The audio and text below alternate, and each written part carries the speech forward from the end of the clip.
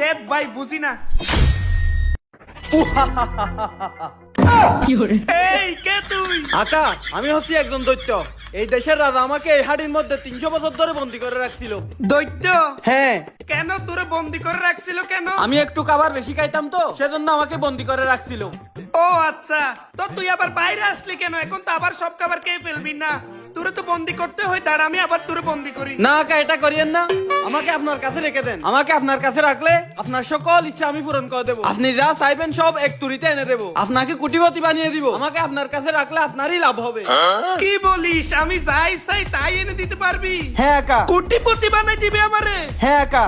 আরে তাহলে তো তোরে রেখে দিতেই হয়। আচ্ছা তাইলে এক্ষুনি একটা আমারে বাইক এনে দে। আকা, এটা কি বলতেছেন আপনি? আপনার মধ্যে কি একটু মায়া দয়া নাই? এতদিন ধরে আমি ক্ষুধার্ত ছিলাম এই হাড়ির মধ্যে। আগে আমাকে কিছু খাওয়ান, তারপরে সবকিছু এনে দিব। হ্যাঁ ঠিক বলছস, আগে তো খাওয়াতে হবে